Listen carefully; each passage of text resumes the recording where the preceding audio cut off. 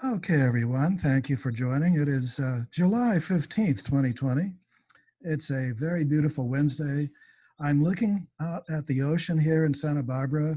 It's a beautiful view, all blue skies, about 70, 71 degrees, perfect. And I have on the patio a view of squirrels and doves and butterflies and hummingbirds. And these are the most unique squirrels I've ever seen because they stand up straight on top of the hedge and look out at the ocean. They actually are enjoying the view. I've never seen squirrels act like that, but it's amazing. And Randall is in another beautiful part of the world in Hawaii, and he's going to be joining us in a few minutes to share his wisdom regarding the natural law trust. We are Brilliance in Commerce, as you may know, a project of La Verite, which means the truth in French. We have our flagship House of Freedom International Natural Law Trust, the Liberty Debt Elimination System, and affiliations with special offers, which you may have seen on our website. We are members of the Worldwide Charter for International Fair Commerce, and you may have seen that also. That has a lot of good energy around it, and you may want to look at that on the website as well. Today being July 15th, 2020, we're going to take a break in August, as we do every year, and then resume with these webinars in September on the 16th. So watch the newsletters and look for the next Trust webinar in September. In the meantime, we wish everyone a beautiful summer after today's webinar. For those who haven't already subscribed, do so at House of Freedom Trust with dashes between each of the words.com and click newsletter sign up. And for those who need a phone number, it is 360-200-7521. It's a company number. It's just mainly a voicemail, but we do return calls. My name is Tansen Fairmont. I'm the founder, and I've been a speaker at various offshore seminars, as well as a consultant in bank instruments programs and author of a couple of books. The Freedom Trust is called freedom because that is the highest value, both socially and spiritually. It is the value that was espoused by the wise founding parents of America and all the great golden age societies of history. Freedom is that value where no one interferes with the rights of another, no one takes the property of another, and everyone honors their agreements. That's the basic natural law, common law, universal law. And freedom is that value at the essence of it all. It's at the essence of love, it's the essence of consciousness, and it's at the essence of all the greatest spiritual traditions. So it is that principle which Randall has honored in his House of Freedom Trust, and it's what we honor and work for and try our very best to give our clients here at Brilliance in Commerce. Freedom from debts, freedom from unnecessary taxes, freedom from abuse by tyrants, and freedom from the danger of the loss of assets. International, because it works equally in all countries, pretty much. A little bit of variation, but basically the right of contract is universal. The right of going into a private contract without interference from the government is worldwide. And natural law is basically a more perfect version of the effort by man to emulate it and called it common law. So our trust can be called common law, but so there are so many inferior common law trusts out there. We wanted to distinguish this version because it is more perfect. It's been crafted more carefully. The bad aspects have been removed. And from Randall's extensive study over 3 decades, with the studies of his mentors back another couple of decades, so over 5 decades, there has been a continuing effort to learn what works internationally, what works equally in all jurisdictions without being subject to any one particular jurisdiction. Randall is the director of our trust department, director of House of Freedom Trusts, founder of White Light Unlimited, trustee of One People's Public Trust, and creator of the International Natural Law Trusts. Dominique Hackett is his assistant and our celebrated co-creator and co-trustee and trust services provider. And she conducts the trust study webinars once a month. So those are virtues of Dominique, who have been assisting and helping many, many people. She provides nominee, grantor services, co-trustee services, and other things. So we welcome Dominique whenever she's able to join us. Today's topic is the Trust Administration Part 4. And so Randall, I'm going to ask you to start your video and unmute. I'm going to unmute you and go ahead and ask you to come forward and join us and speak.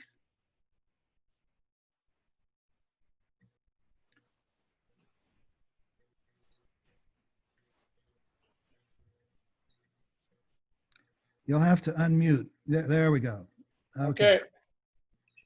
As you can see from my background, I'm almost at the beach, but actually it's technology working in its best form because of Tanzan. And, but I do have this view pretty much every day. I don't have to go but 5 minutes away. And I welcome you all here, and I hope you're all COVID free, which is really something that we're not going to talk about today, but it is, hopefully you're free of that. So we're going to start to finish up trust administration, which is an important aspect of our whole process here. And let me kind of adjust this to get a little bit of closeness here. And as you can see in the background, we're always looking to be about head high for when the next set comes in, so that we're ready to go. And so we're ready to go today, and we're going to start. And we're dealing with trust administration and the role of trusteeship. We've covered a couple of parts in the past, and we want to bring it kind of a closing part together so that you can walk away into the fall with an understanding of what it is to be a trustee, or what it is to appoint a trustee if you're just setting up your trust documents with us. And so with that, we'll ask for the first slide, and we'll talk about trust administration. Okay, trustee duties. We're going back again to trustee duties. And the first part is obviously collect and safeguard the assets. Okay,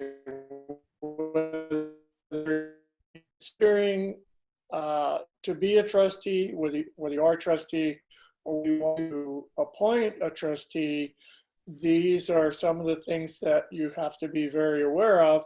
And a trustee coming into that job or duty, fiduciary responsibility, will also understand and safeguard that process.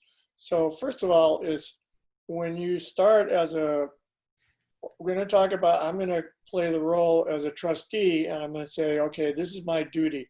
What is my duty? My duty is to collect, first of all assets. So if you're putting assets into the trust, we're going to talk about different aspects and different schedules later on, but basically you need to go as trustee, you need to go and you need to find all the assets that the grantor or you want to put into the trust document. So first of all, you got to collect everything. We got to make sure that there's an extensive list of all physical assets or documentation of all those physical assets and whatever valuables that exist that you want to put into the trust to preserve and collect them. They need to be listed. You need to make a list you go through a household or you go through an asset list and you write down everything that's that either you as trustee or you as grantor or your job is to put into the asset base for the trust, because the trust is now going to take responsibility and ownership of those assets. And so it needs to be a detailed list. So we have a number of schedules that go in the trust document. One is for physical assets, collectibles, any cash, any monetary assets, etc. There's another schedule for real estate, and that all has to be listed and has to be recorded. And then there's the beneficiaries that needs to be recorded as well. So there's an extensive collection of things that need to come together to have this thing. It's a substantial process in your life, either as a grantor or your life, your responsibilities as a trustee. So now we've collected all those assets and we've tagged them all. On the back of a painting would be, you know, this is the property of ABC Trust, etc. Anything that you want to have as a preserved asset for the trust. So we're going to do that. And then we're going to have the complete extensive list, which will be put in the trust records and signed by you as grantor or as you as a trustee. And if you're a co-trustee, then you would be signing as co-trustee, and you signify that this list is correct and all assets are collected that we want to put into this trust process. And then it's signed and dotted, and there it is. So we've got it all collected now. We have to step into the role of preservation. So we, in order to preserve that, we need to make sure that we have the loyalty of the trustees, and we have a duty to make sure that this is all preserved. So we're talking about collection. This is the trustee duties. Trustee duties are for collection and preservation. And we're going to assume that role. And this is how we continue on. Okay, next slide.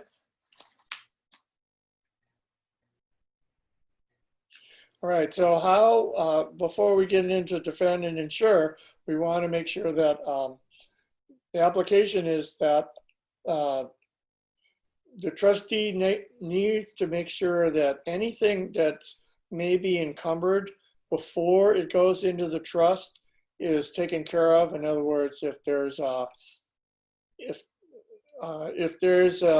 an asset and it has a mortgage or it has a loan or a lien against it, the trustee is really, it's important for the trustee to make sure that that asset is clear, or if there's a lien on it, that the lien is signified and that the trustees know before putting it into trust that there is a lien that will follow that property, whether it's a physical property or whether it's a real estate issue. So we need to make sure that that is all recorded and listed and encoded into the trust document. And one of the aspects of the trust document is a minute. And every time that something is started and dealt with on the level of the trust and the trust asset or the trust decisions or the trustee actions and decisions, that all needs to be recorded in a minute, and that becomes part of the trust indenture and becomes part of the whole trust asset. Actually, those minutes become very valuable and need to be put into the trust, and therefore they need to be defended.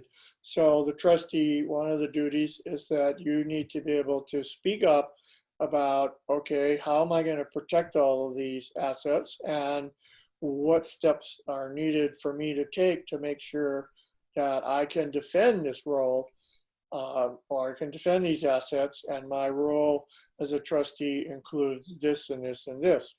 Now, we talked, I think, last month about how a trustee really cannot do personal things with the trust or for the trust. It needs to go outside.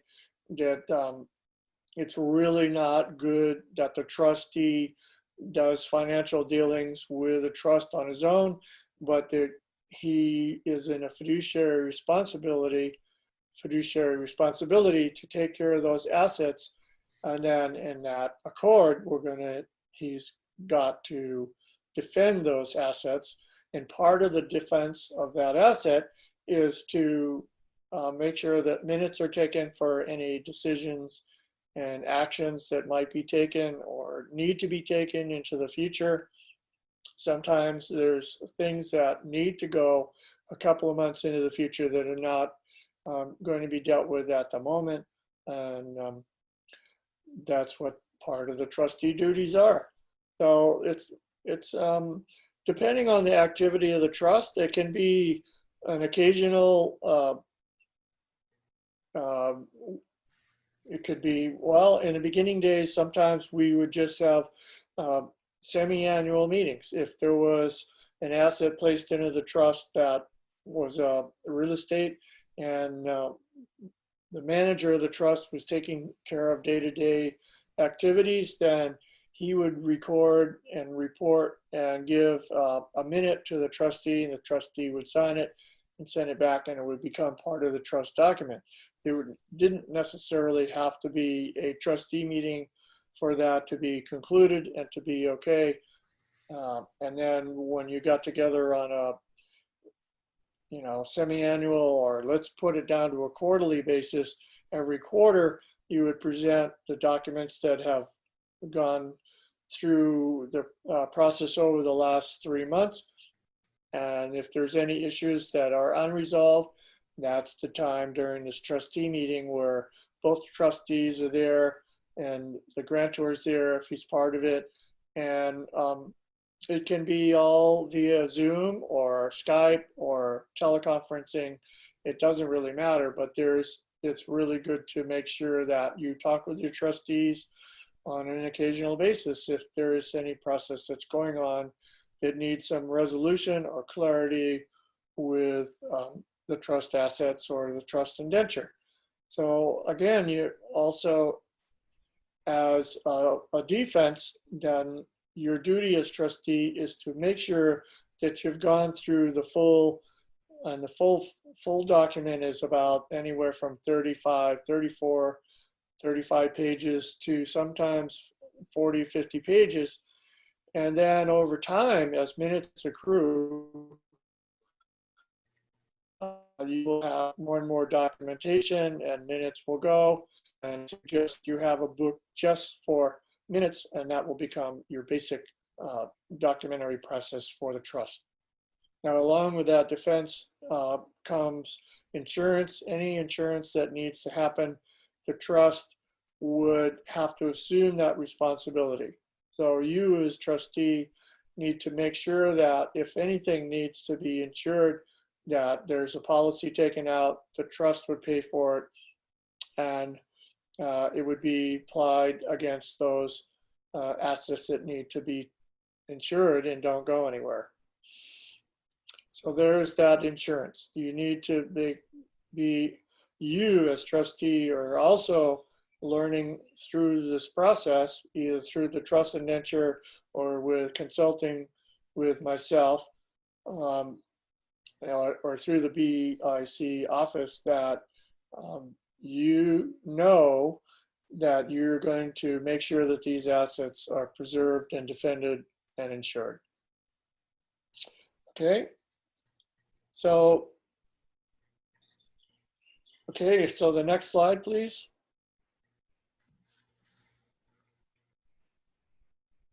Okay, the duty to segregate.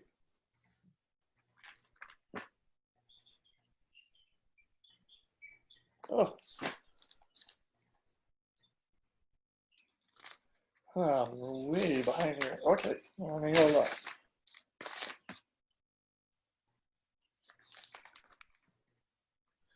Okay, now,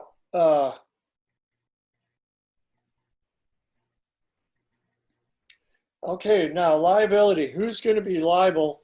The exception, all right, let's go back to exceptions. Exceptions are if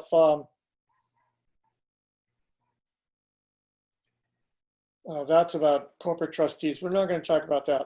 That is only if you bring in corporate trustees, and a corporate trustee must make sure that there's a different process happening, and that's not an issue for this. Liability in event of loss is that as long as a trustee has taken due diligence in exploring any liability factors, then that trustee will not be held personally liable. Now, if he hasn't done his due diligence and he hasn't done the process right, he hasn't read the trust document enough to know what his powers are, what his powers cannot entail, then it could be a personal liability issue. So I'm asking all of you, if you are a trustee or a co-trustee, that you make sure that all of you involved with this trust document have read the trust and understand it. If you don't understand it, you can send questions. If you're a client, you can send them to me, as we already have exchanged emails. If you're not a client, then you would need to go through the BIC office. But those two connections allow the BIC office, Tanzan and the office staff, and myself to respond accordingly to those questions. And pretty much within 24 hours, you'll get a response. I've had some people, we've all had kind of some disasters in our life that are not always pleasant. And so sometimes there's a little bit of a delay, but basically we put the client first, and I'm now up for, basically, as long as I get my surf in one point a day or another, I'm free for clients. And it's sometimes having good client conversation is welcome to me as a good surf session.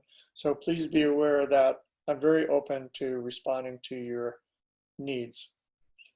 Okay, next slide, please.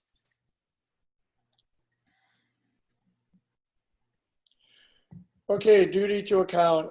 We touched upon this duty, and the idea is to you need to have an accounting going on, and it needs to be a duty not only to the trust, but also to the beneficiaries. So in other words, the beneficiaries don't really have anything that they can do other than demand that the trustees, and you as trustee, would be held accountable to make sure that the beneficiaries know what's happening as far as what you're doing, how the assets are being held, whether they're being defended and insured, etc. I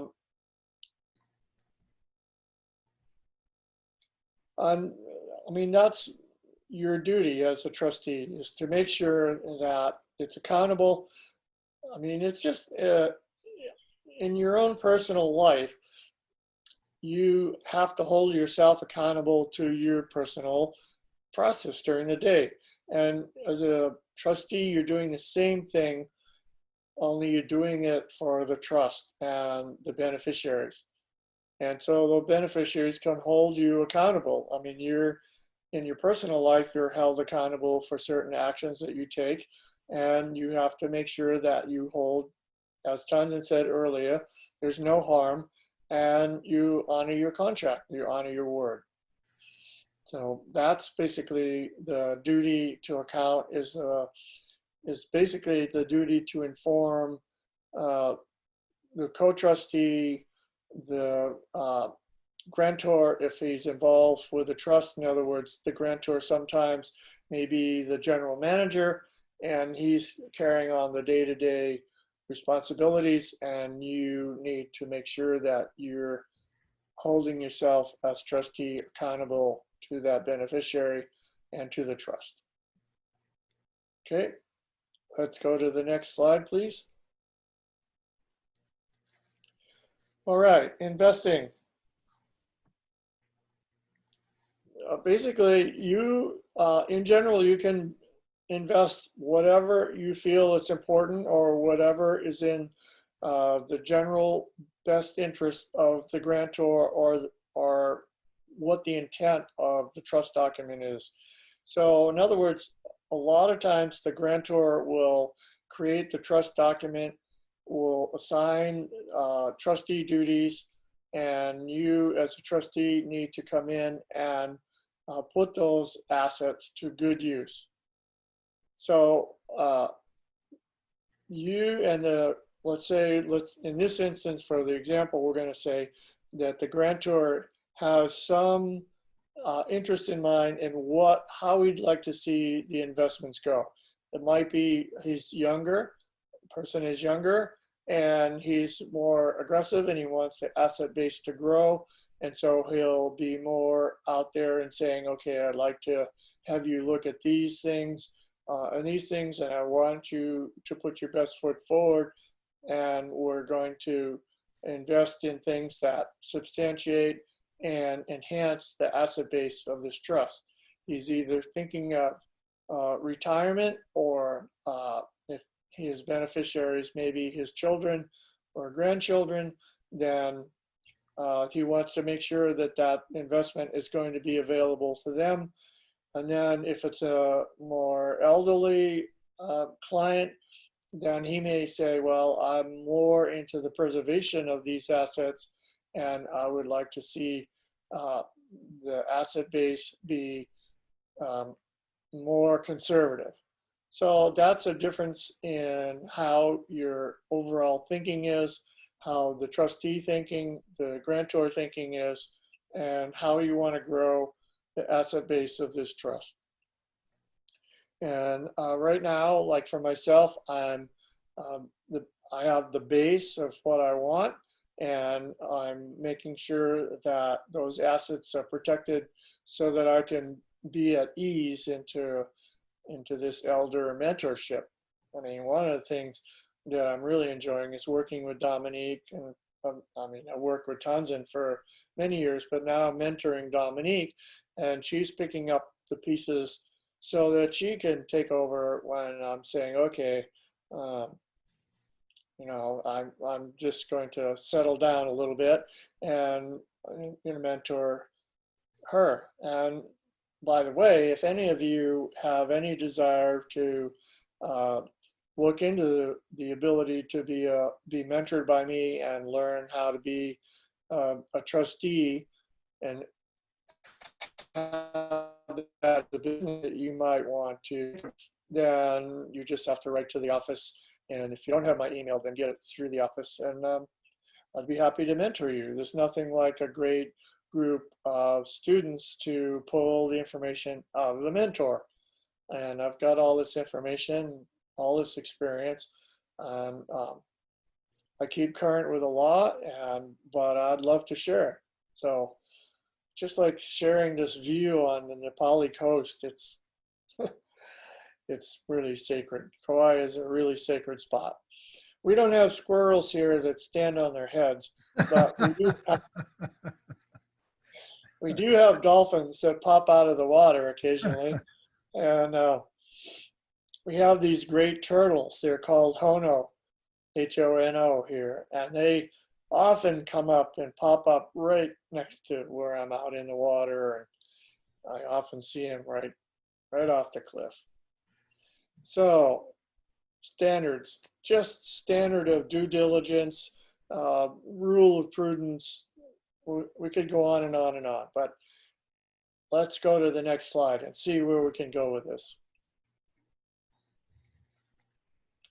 Okay, what is the effect of the investments? Okay, now this is what we want to look at. What is the effect that you're going to have on all this investing? If you're the co-trustee doing the investment work. If you're the manager or the grantor manager and you're doing daily process with this, are you in the stock market? Do you need to look, are you trading on the market and therefore you're doing daily work? Do you have a business that's a storefront? I have many clients that they have already have a business established. And so what we do is we make the trust a member of that either sole proprietorship, or they might have an LLC as a storefront, and their back office would be the trust. And so the trust is a member of the LLC, or it might be brought into partnership with a person that already has a business, and they would be working with these particular people with the storefront to make sure the investments are sound, that the business is run appropriately, which gives us down into the prudent man rule. Well, what is a prudent man rule? Well, what would you do if you're running a business? You would run it to be a success. So it's the same thing as a trustee. You would run the trusteeship as a prudent, sane person. And that is upheld in most court cases. If you, as trustee, have done your due diligence, you have made wise investments, you haven't done anything outside the rules or the powers that have been given to you through the trust law, and especially the trust document, then you're going to be fine. You're going to be a good trustee. And it just will reflect within the whole trust document and the whole aspect of putting all these minutes together if they're ever needed. So there you go, prudent man. You run it as you would in your own life, and you obviously going to have a lot of success. Sometimes you're not, sometimes you have to move on, and we all have that in our life. But the idea is, if you're prudently attentive to this trust and to the assets and investment and defending and enhancing assets, then we're going to go a long way to make this a successful endeavor. Okay, is there more slides, or are we already looking at summation? Perfect.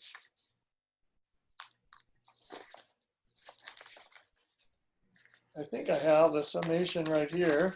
And what the basic idea is to administer the trust in accord with the trust terms and trust law. So we're looking at making sure that if you're a trustee, you have looked at the whole document, you've looked at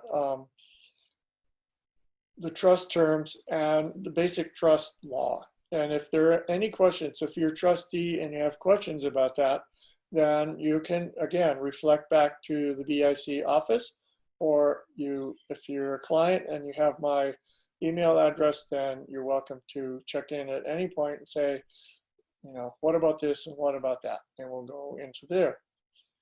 Okay, to secure and safeguard trust assets. We talked about that. We've talked about all of that in all of the trust administration parts. Always look at securing and safeguarding the trust property. Make sure it's insured, make sure it's defended, make sure it's listed. You've collected it all, it's in the trust document, and all the trustees have signed sometimes there's only a single trustee and multiple beneficiaries, and that's okay. You're acting as trustee and not as a person to protect these assets for the beneficiaries. If you're a co-trustee, you're looking to make sure that assets are enhanced, they're secured, and all of the property has been segregated and earmarked and listed. And if you're in the early stages and the asset base has been asked to make enhancements or make it be more aggressive and make sure that the trust assets are grown and safeguarded, then you've got that understanding. And then the liability, as long as you have taken all of these steps to ensure and protect and defend the trust, then the liability is minimal. Now, on the one hand, you are under a fiduciary responsibility to keep it all private and to do all of these things that we talked about today. But that, I mean, that's anything that a prudent man would do. Now, I had a person was saying, well, I want to keep this private and I want to have control. And I said, well, we can keep it private, but I would suggest, a co-trustee who is under a fiduciary responsibility, the same as you, to keep the trust, to keep the aspects or the assets private, keep the trust document private, etc. And then she was a little leery, and I said, well, remember that the co-trustee or anybody that you bring or becomes involved with the trust is under that same liability or responsibility. So even if you're taking the trust assets and putting them into a contract with a third party, as long as you have done it correctly and you have a proper contract with those people, then you're going to be, under that protection of trustee responsibility and non-liability on a personal basis. In other words, if there's a liability by chance, then it's up to the trust asset base to make sure that that liability is handled correctly. So there's a lot to learn, and if you are thinking about being a trust client, then I would suggest that you, Tanzan has a great ebook to download, and if you want to work with me, then you can write to the BIC office, and I have a trust manual that's a little less drawn out, but it enhances you and anybody that you want to have involved with the trust to get as much information as possible. And if you do come aboard, then I have a bibliography, and I believe that Tanzan has it on his site as well, and I don't, but between the two of us, we'll make sure that you get that bibliography and you have all the books that you need to either give you a gist of what you're getting into, what you want to get into, and the gist of, okay, how do I take care of this? Because once you do become a trustee, then you're going to be in gear to make this thing work correctly for you and the grantor and the beneficiaries. Actually, the bibliography goes out once a month in the newsletter to all trust clients that is inviting people to participate in Dominique's trust study group. That bibliography is included in there. Great. Okay, well, then that's it. So between, I think we've got all 4 parts are recorded. Is that correct, Tanzan? Yes. Okay, so if you have any doubts, please, and you haven't seen the monthly meetings in the past 4 months, then please go and look at those. If you have, and you have questions about them, then please ask. Now, let me ask you, Tanzan, can you stop those recordings like in midway and say, oh, I want to write this down. I have this. Yes. Yeah, Okay, it's good. this is like any YouTube video. You can start it and stop it, pause it, and continue anytime. Perfect. Okay, well, you can start and pause me anytime you like, and we'll just go from there. So, I don't know if it's possible to pause you. well, not when I'm on a roll anyway. So please, let's open this to a few questions if that's okay with you. And okay, now I see there's some bunch of people on the chat line. Let's get some questions. Okay, so if you want to put your question in chat, you can put it there. You can raise your hand by clicking on the raise hand icon if you're on the computer or smartphone, or otherwise if you're on a regular audio phone, then just press *9. And Randall, while we're waiting for the questions to come in, I know that a good one that seems to be endless, it's the question about choosing who is the trustee. Um, you've set basic rules for that, and yet it seems like the questions go on month after month, year after year. Well, what about my cousin, my second cousin? What about co-trustee? What about, you know, my significant other who's not really a wife or a husband, but lives with me? I mean, there's all kinds of variations and, you know, subtleties about this. So while That's we're waiting, fine. that could be something you could. Yeah. Well, when you think about it, there is, okay, let's assume for this particular question that you are becoming a client and you don't want to be a trustee, but you need to appoint 2 trustees. So you can have one related trustee, all right, can be your significant other, could be an in-law, that's fine. And as long as you have a co-trustee that's not related, so we call it an adversarial trustee. That's a person who's not related to you and is not afraid to say, you know, I don't think this is a good idea, and I want to defer and ask a question of Randall or the BIC office.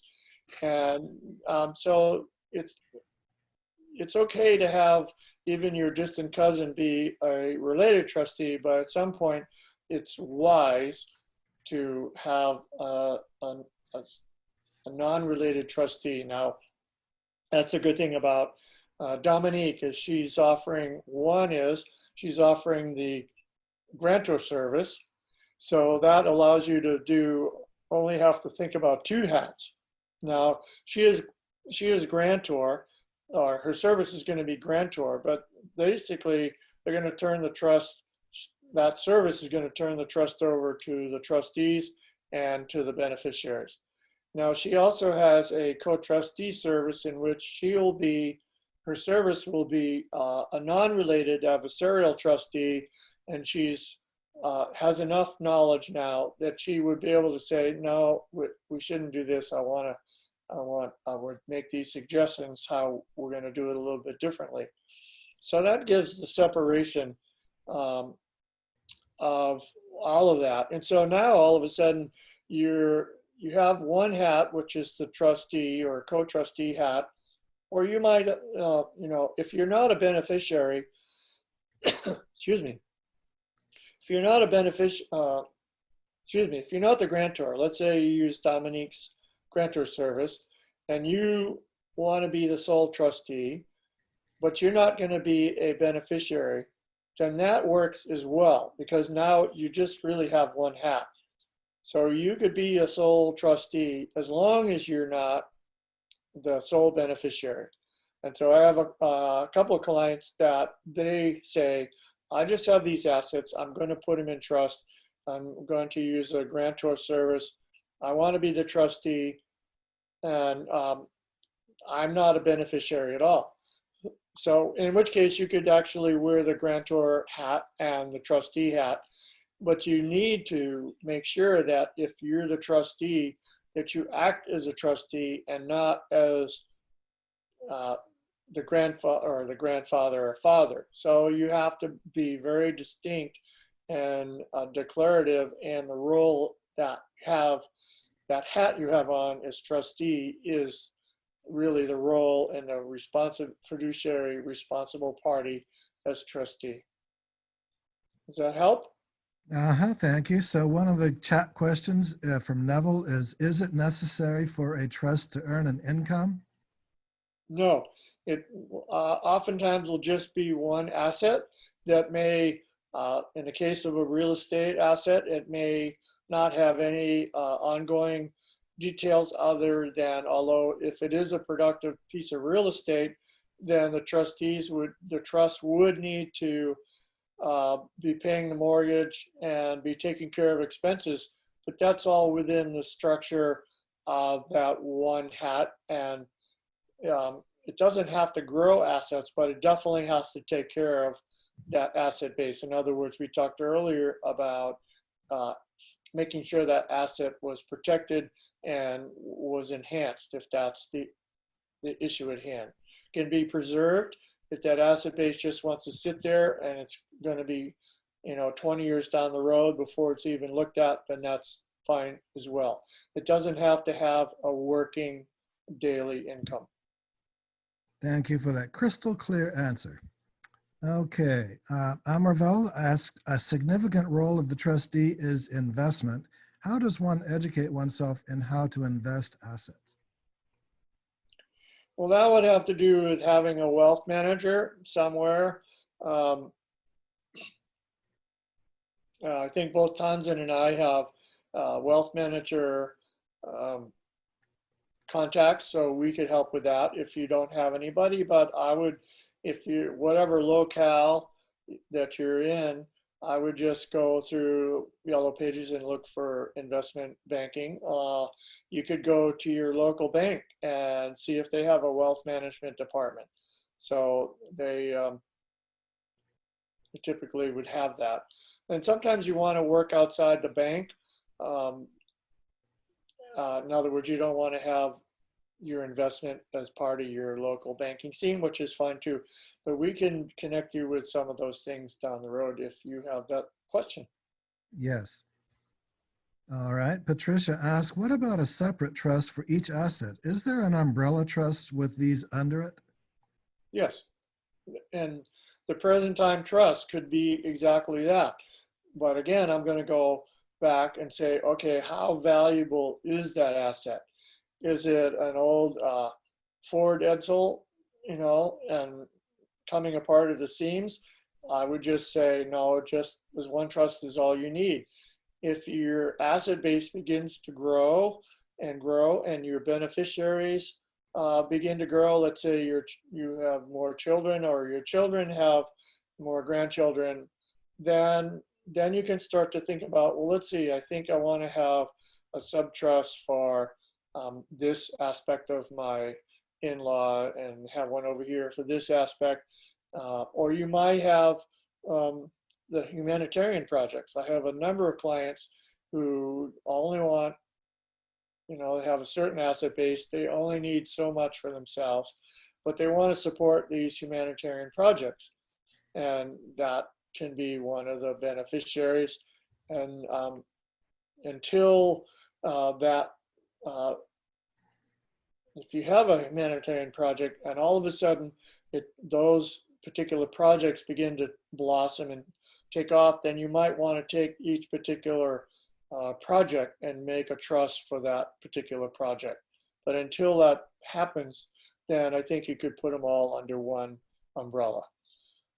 So let's keep it where the umbrella is happening right now. You're the only one underneath, and until the asset base or the umbrella gets big enough, then there's no need to have room for more people at this time.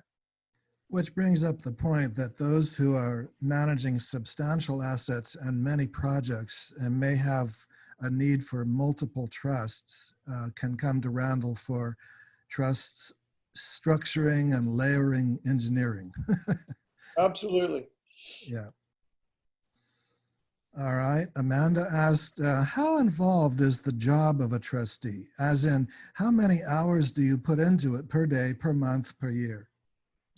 Oh, again, it goes back to the activity of the trust. Like I said, in the early days, sometimes we had an asset base that was a couple of pieces of property, and there was really nothing that the trustees needed to do other than have quarterly meetings. But today, because of the way the internet is, then every time the decision or a question comes up, then it can be referred that day to the trustees, and then it's a recorded process for the trust document. And I believe if you have a folder and a thumb drive specifically for the trust, that every time that there's an action taken or there's a correspondence handled, that would be put into that folder, and that would be upheld in any court if there's an issue with it. I think electronic transmissions today are okay. And I believe that a lot of the law upholds in particular states will uphold the notary signature from afar. In other words, I've had issues where a client is on one coast and the trustees on another, and if they walked in, fortunately there were the branch bank was the same in each locale, and they took care of it on a local basis, one on the East Coast and one on the West Coast. And it was a transmission that was recorded and it was notarized in each bank. So that works as well. And I often go to the notary here and get my signature notarized or thumbprinted, and then it's taken where it needs to go and it's done. Just make sure that it's all kept in a folder specifically for that umbrella or that trust. Yep. All right. Hans asked, I assume that I can add additional assets at any time in the future, correct? For any addition, are minutes enough, or does the trust need to be amended? No, the trust doesn't need to be amended, but minutes are definitely of the order. So depending on what the asset is, it would go into Schedule A, which is for physical assets. Could be anything, any physical piece of property. If it's real estate, it would go on a Schedule C, and if it's foreign currency, then it would go in its own addendum. So we'll talk about that on a personal basis if you have that specific question. But yes, you can add to the trust, and the trust will add to itself as well. If the trustee does his job and the assets are enhanced, then it would grow automatically. And there's no restriction against a trustee adding assets or giving to charitable causes, philanthropy, that even though that party may not be a beneficiary, right? That's correct. There's a section, I believe it's section 20. We talked about it the other day, where charitable giving is it's part of the structure of the document, where we want to see this charitable giving happen within a trust, so it can give to any charitable cause that it deems appropriate, or any project, any humanitarian project, or any charitable process.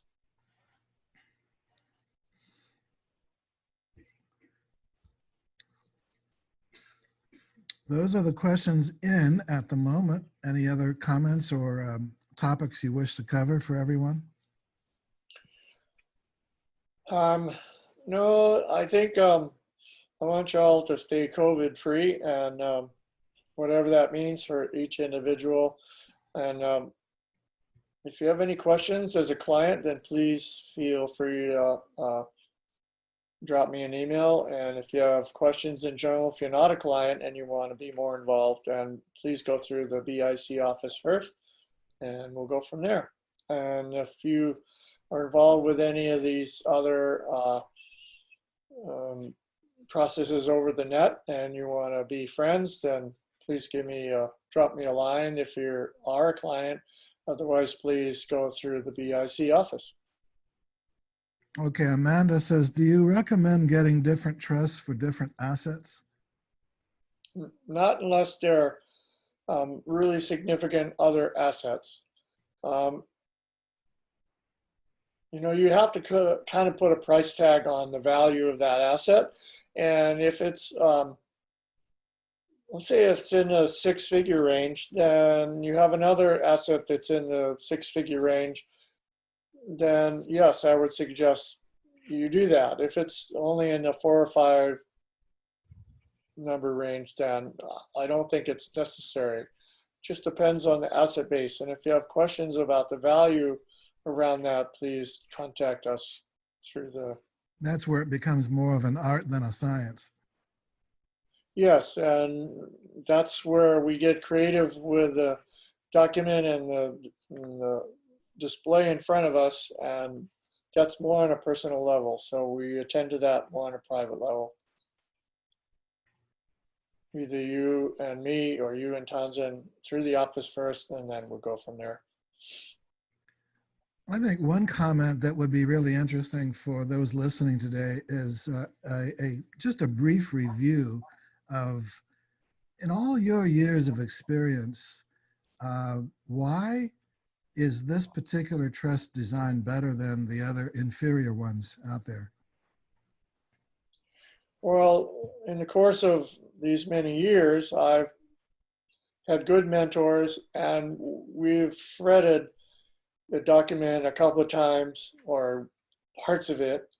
And also, I was fortunate when I first came to Kauai. I had numerous clients that had these other documents that were confusing to them, and they had no substantive support.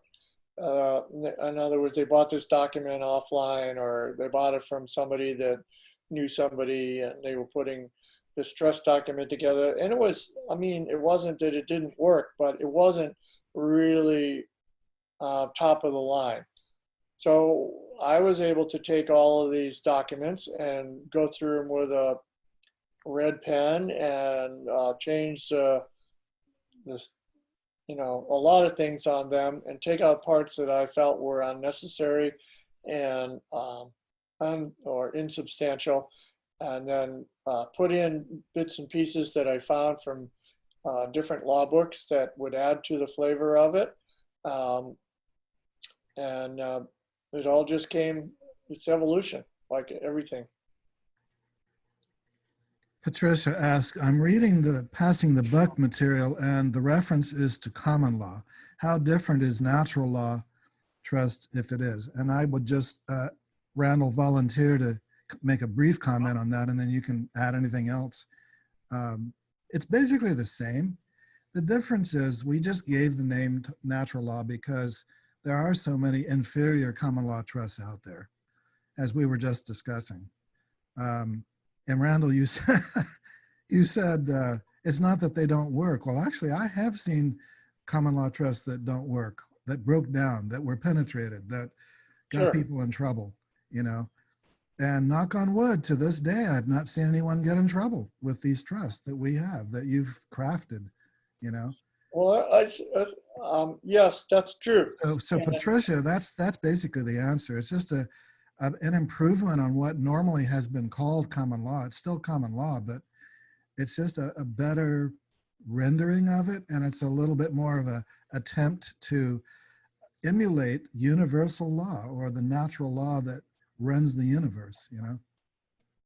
correct. And, um, bring no harm and honor your contract. So this is a contract between three people, typically, and we want to create it so that no harm comes to anybody, and that the trustees, or we as part of the trust, honor that contract.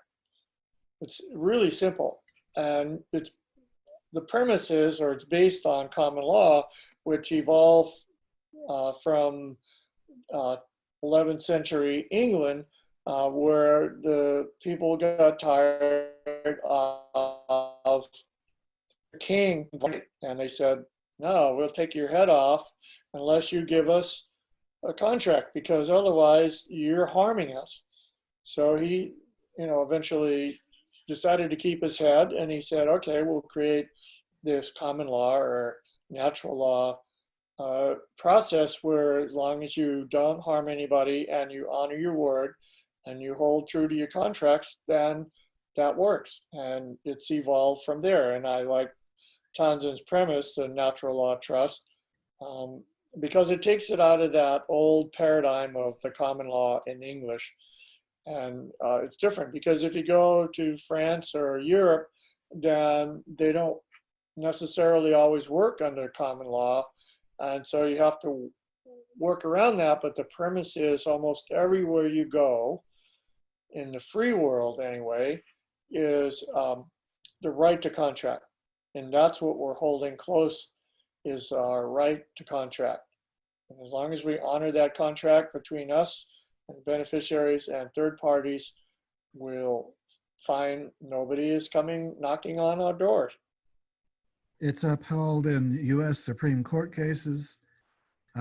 It's reflected in Mhm. probably all the country Supreme Courts around the world, and it's embodied and elaborated on in the Uniform Commercial Code, UCC, which is global. Correct. That's the law of contracts.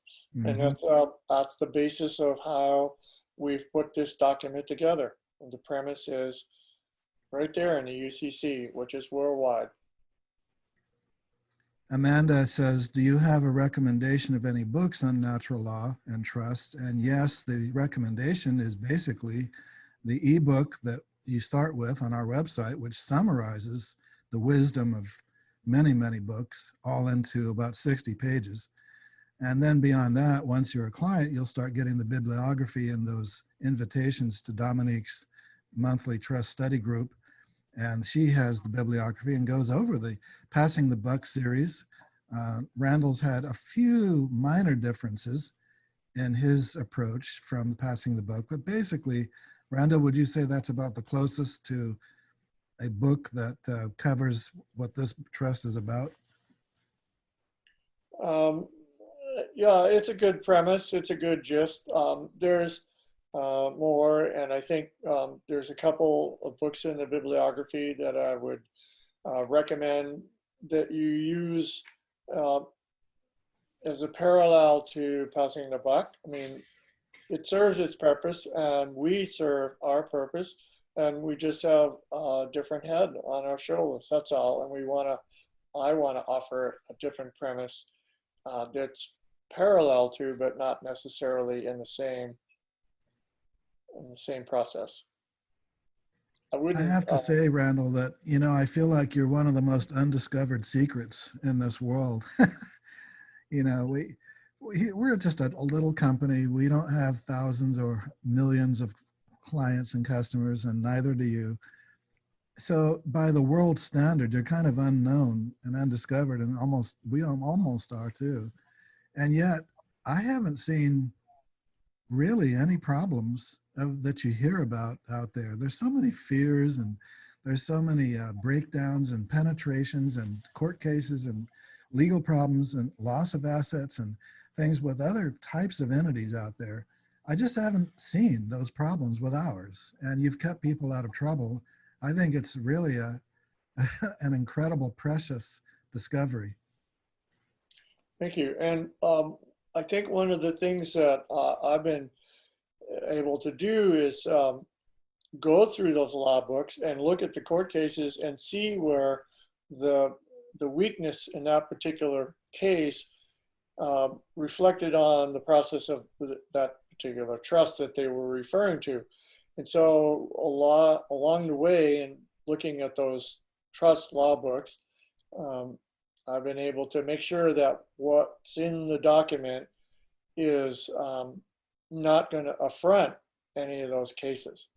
And a lot of it has to do with not necessarily the document, but the way that the trustees have handled themselves and the way the trust process has happened. And if you don't have BIC, you don't have myself as somebody mentoring you along the way, then yes, you're going to run into problems. And that's where most people have gotten into an issue with. And again, Well, as we talked about, is as your asset base grows, then we want to have more separation of assets. And when we're looking at this reevaluation of money in the world and all of that process, then yes, we're going to, I think, we'll be a little bit more discovered. Not that I want to take on any more work, because I'd rather be talking with 10 clients than spending 2 minutes with 100.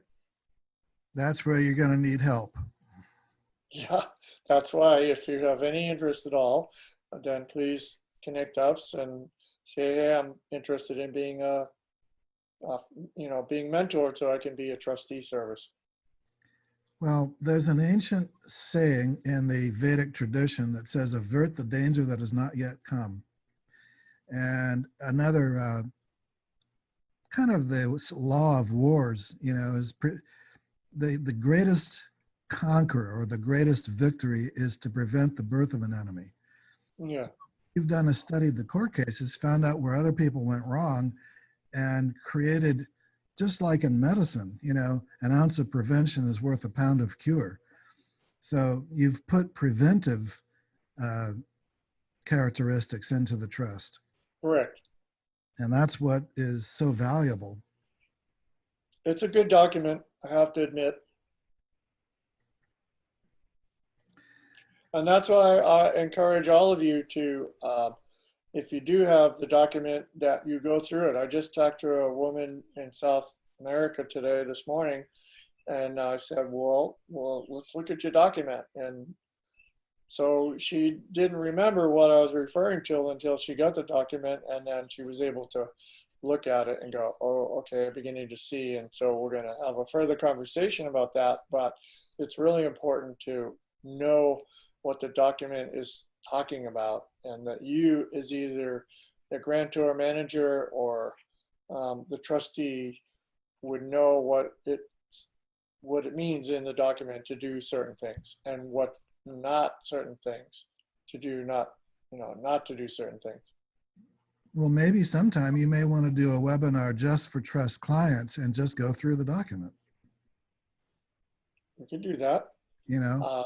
It's more than, it would be a whole different series probably. Yes, that would be, actually could be a good idea, Townsend. Because, people have it, they can read it on their own, but if you go through it with someone verbalizing it and discussing it, it kind of brings it to life more. Oh, that's actually something we could think about in September. We could have maybe a webinar for clients or clients in general, and then we could do a webinar for specifically for clients, and we'll go through the document. It could be right. It could be a one webinar thing, or it could be a couple of different sections. Well, we wouldn't want to discontinue the series for those who don't have the document yet, though. No, not at all. I like doing this every month, and I think it's important. Yeah. And we have a lot of clients that come online, that people that are clients, and then we have a number of people that are interested in becoming a client, so we serve both. All right, everyone. Well, we don't need to go on and on and on. If there are no further questions, we can wrap up and conclude. We do have some feedback in the chat saying that's a great idea, Randall. I just saw it. I'm all for it. Okay. Well, give me the summer, something to do in the summertime when the waves are flat, and just hanging out. When the waves are flat. Okay. So when the waves are high, don't expect Randall to be on the webinar. I'll be getting dumped in the water. Anyway, yes, we'll consider that for sure. I've seen people surfing with their dog on the surfboard. Maybe you could surf with a video camera, and do your. Oh yeah, GoPros are the big thing here. No doubt about it. I'd hate to embarrass myself though. Okay, so let's get together in September. September 16th, everyone, would be the next scheduled webinar. And we'll think about what theme we'll do and let you know by newsletter. Meanwhile, those who already have the trust, you have access to Randall for private mentoring. And I'll conclude here with the newsletter sign up at house-f-freedom-trust.com. Click newsletter sign up if you're not already on the list. I recited the phone number earlier, 360-200-7521. And abundant blessings, everyone. We have some thank yous coming in, Randall. You're most welcome, and abundant blessings to all of you out there. All right. Aloha. Aloha. Thank you.